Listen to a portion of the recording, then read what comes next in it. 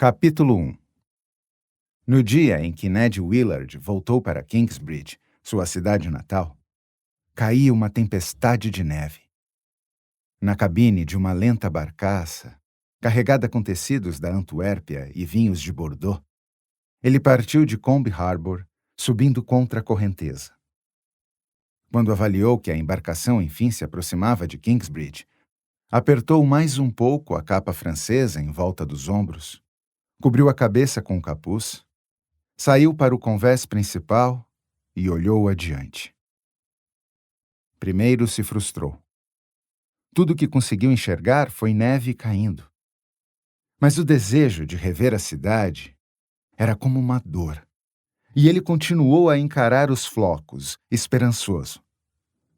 Logo a nevasca começou a amainar e seu desejo foi atendido. Um surpreendente pedaço de céu azul surgiu. Ele olhou por cima das copas das árvores próximas e avistou a torre da catedral. 124 metros de altura, como bem sabia qualquer jovem estudante de Kingsbridge. Nesse dia a neve envolvera as asas do anjo de pedra, que do alto da torre guardava a cidade. Pintara com um branco radioso as pontas cinza-claras de suas penas. Enquanto Ned observava, um raio de sol iluminou a estátua e se refletiu na neve, como uma bênção. Então a nevasca tornou a ganhar força e o anjo sumiu de vista. Durante algum tempo ele não viu nada além de árvores, mas a imaginação corria solta. Ele estava prestes a reencontrar a mãe após um ano de ausência. Não diria como sentir a sua falta, pois aos 18 anos, um homem precisa ser independente e cuidar de si. Mas a pessoa de quem mais sentira falta era Marjorie. Apaixonara-se por ela no pior dos momentos, poucas semanas antes de partir de Kingsbridge para passar um ano em Calais, um porto governado pelos ingleses no litoral norte da França. Conhecia a travessa e inteligente filha de Sir Reginald Fitzgerald e gostava dela, desde que eram crianças. Quando ela crescera, sua malícia adquirira outro viés, e Ned se pegava encarando-a na igreja, sentindo a boca seca e a respiração arfante. Hesitara em fazer mais do que olhar, pois Marjorie era 3 anos mais nova, mas ela não tivera a mesma inibição.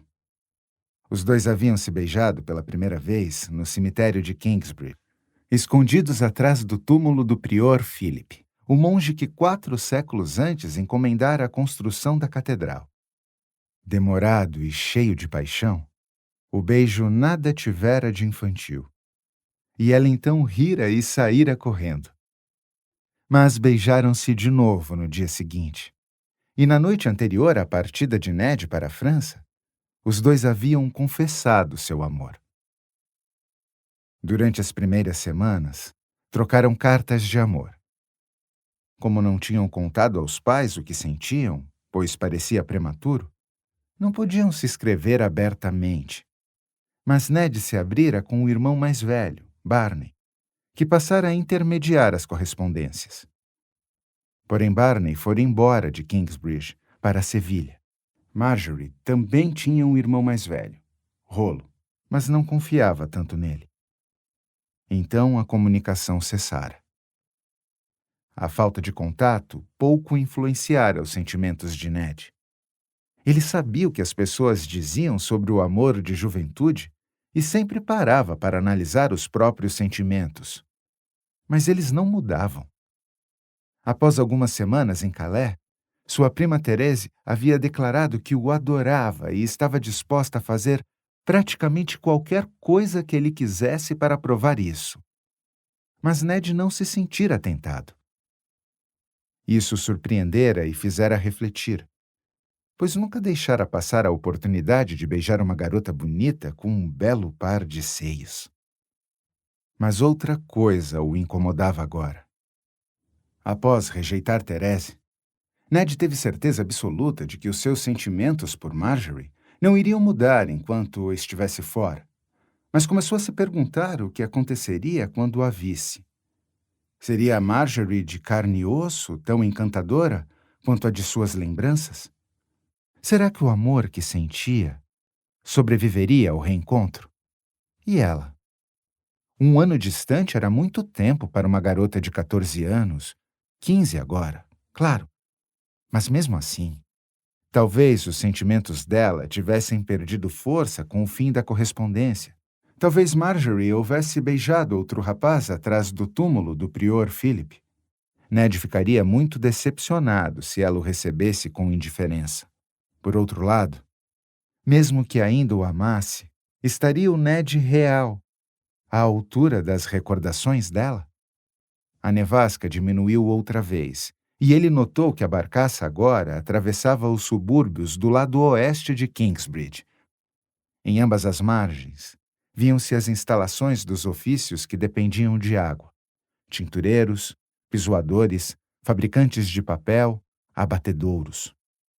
Como seus processos de trabalho causavam bastante mau cheiro, os aluguéis custavam mais barato naquela região.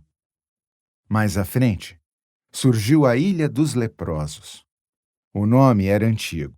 Havia séculos não viviam leprosos por ali.